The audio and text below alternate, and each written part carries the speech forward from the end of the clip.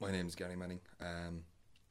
I've been in with the club now for the last 3 years. I came in with Ger Costello with the under-15s team, and from the year after that, I went in with the 17s team with Dave Deneen, and I was coaching with the 16s as well.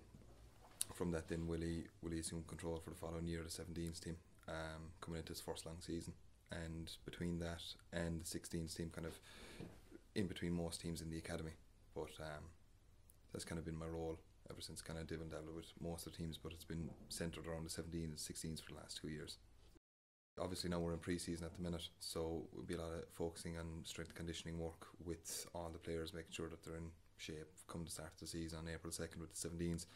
The 16s team are obviously trained with the 17s as well, just to make sure that those lads that are trying to make that step up into National League are well prepared, and they're kind of getting a feed off of the guys who have been there for the last 2 years, so they can essentially learn what to expect to make that step up. So as opposed to focusing on the 16s team competing, we'd be looking at those guys trying to make it into the squad for the 17s, and obviously 17 players there looking to see can we push some of those onto the 19s, which luckily some have done already, so it's in a good position at the minute. Our big thing is about getting players into the first team. So from 16s, like I said, we're trying to get those guys into the 17 squad, 17s to 19s and 19s into the senior team. And when you see those players then, or some players making that trip across the water, it's a huge bonus again, and it proves that the work that the academy are doing is coming to fruition.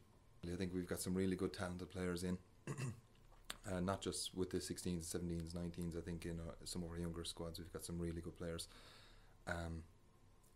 We've got, let's say, with the 14s, Jake, Ger Quaid, they've all had nods to our home-based squads or development panels and stuff recently. It's good all around really. The academy since Willie has come in has really taken a new shape, and we're getting a lot more. There's a far better structure in place now, and we've got a good philosophy going. So it's all about playing football, and what we're trying to do is create intelligent footballers, not just athletes.